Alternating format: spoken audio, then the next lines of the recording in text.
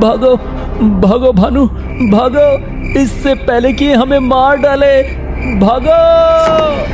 दोनों भागने लगते हैं। नरपशु भानु को पकड़ लेता है और उसकी गर्दन पर काट लेता है। उसके ऐसे करते ही भानु भी एक नरपशु बन जाता है। काशीपुर के वन में एक तांत्रिक रात के अंधेरे में एक अघोरी यज्ञ कर रहा था। अब मेरा यज्ञ पूर्ण होते ही एक ऐसा नरपशु उत्पन्न हो जाएगा जिसका आतंक पूरी सृष्टि पर फैल जाएगा। एक एक करके सभी मनुष्य नरपशुओं में परावर्तित हो जाएंगे और मेरे गुलाम बन जाएंगे। अब केवल अंतिम आहुति देने की देर है। ऐसा कहकर भद्र काल कालेवर स्वाहा। ऐसा मंत्र पढ़कर अंतिम आहुति यज्ञ में डाल देता है। अचानक एक भयानक नरपशु उस अग्नि से निर्माण हो जाता है। उस नरपशु को देखकर तांत्रिक की प्रसन्नता की कोई सीमा नहीं रहती। आखिरकार मेरा ये प्रयोग सफल हो गया। जाओ नरपशु, और जो भी तुम्हें मार्ग में दिखाई दे उसे अपने दांतों से काट लो, फिर वो भी तुम्हारी तरह नरपशु बन जाएगा। जो आदेश मेरे स्वामी, आपने मुझे उत्पन्न करके मुझ पर बहुत बड़ा उपकार किया है। आपके हर आदेश का पालन करना मेरा उत्तरदायित्व है। तांत्रिक के आदेश का पालन करने के लिए नरपशु वन से बाहर आ जाता है। तभी वहाँ से सुरेश और भानु नाम के दो लकड़हारे मित्र जा रहे होते हैं। चलो भानु, जल्दी जल्दी पैर चलाओ, आज तो हमें बहुत देर हो गई है। हाँ, देर तो बहुत हुई है, पर क्या करें, आज तो अच्छी लकड़ियाँ भी नहीं मिल रही थी काटने के लिए। दोनों बातें करते करते आगे जा ही रहे थे कि तभी नरपशु उनके सामने आ जाता है। हे भगवान, ये क्या है? इतना बड़ा दानव? ये दानव ही है या और कोई प्राणी? इसका तो आधा शरीर इंसान का है और आधा जानवर का। ये कोई दानव नहीं है सुरेश, एक नरपशु है। मैंने सुना है कि नरपशु बहुत ही भयानक होते हैं। हाँ, सही सुना है तुमने। और अब तुम दोनों भी मेरी तरह नरपशु बन जाओगे। नरपशु हंसते हंसते पास आने लगता है। भागो भागो भानु, भागो, इससे पहले कि हमें मार डाले, भागो। दोनों भागने लगते हैं। नरपशु भानु को पकड़ लेता है और उसकी गर्दन पर काट लेता है। उसके ऐसे करते ही भानु भी एक नरपशु बन जाता है। अब दोनों सुरेश का पीछा करने लगते हैं। सुरेश अपनी जान मुट्ठी में लेकर भागने लगता है। रात के अंधेरे में उसे समझ नहीं आ रहा था कि वो कहाँ जाए। वो एक पेड़ के नीचे छुप जाता है। तभी नरपशु आकर उसे काट लेता है और अब सुरेश भी नरपशु बन जाता है। मेरा गुलाम नरपशु अपना कार्य उत्तम प्रकार से कर रहा है। अब ऐसे ही एक एक करके सभी लोग नरपशु बन जाएंगे और मैं बनूंगा उनका राजा। अगले दिन तीनों नरपशु वन से बाहर नगर में आ जाते हैं। क्या आदेश है स्वामी? सामने जितने भी लोग दिख रहे हैं उन्हें अपने जैसा बनाने का आदेश है स्वामी का।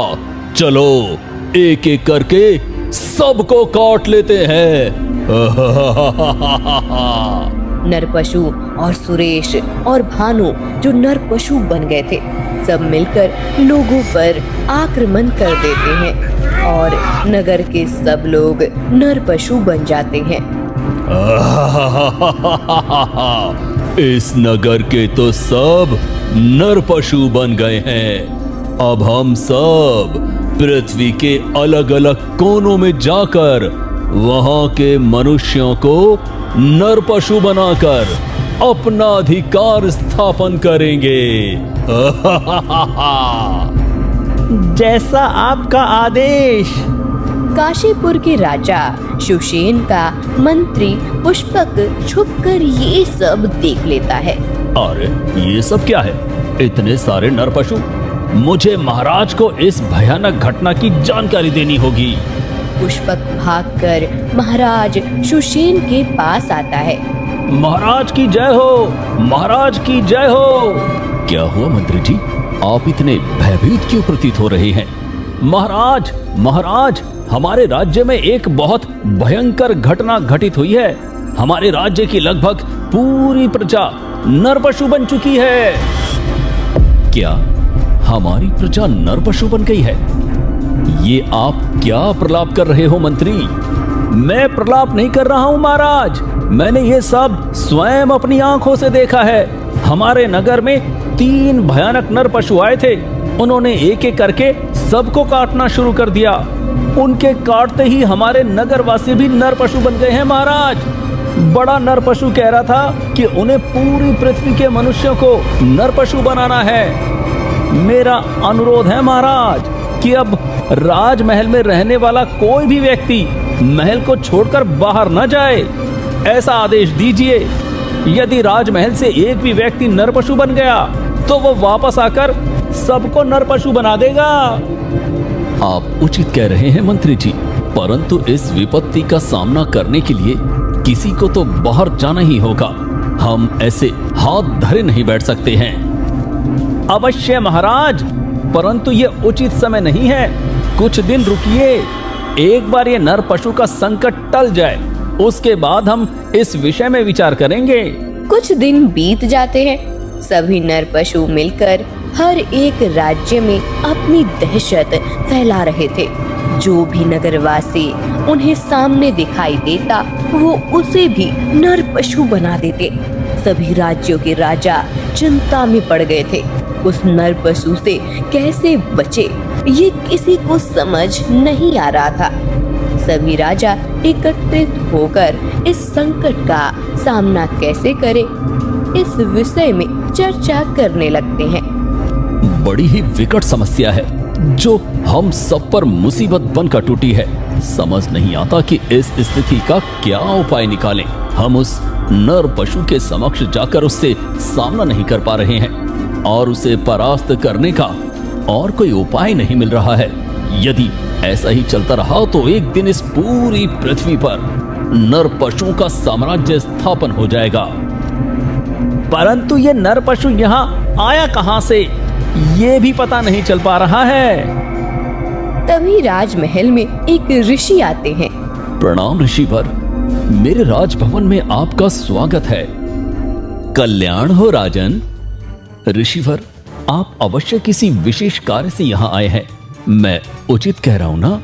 आप उचित कह रहे हैं राजन। मैं आप सभी राजाओं से एक विशेष हेतु से भेंट करने ही आया हूं। अभी समस्त मनुष्यों पर जो संकट आया है उसी के विषय में आप सबसे चर्चा करने के लिए मैं आया हूं। मैं भी अभी आपसे उसी विषय में बात करना चाहता था ऋषिवर। उस नरपशु ने जो आतंक फैला रखा है उसका हम सब मिलकर भी कोई उपाय नहीं खोज पा रहे हैं।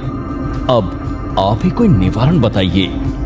सबसे पहले जो प्रश्न आप सबके मन में उत्पन्न हुआ है उसका उत्तर देता हूं कि ये नरपशु आया कहां से। एक अघोरी तांत्रिक ने अपने स्वार्थ के लिए एक बहुत बड़ा हवन करके उस नरपशु को उत्पन्न किया है।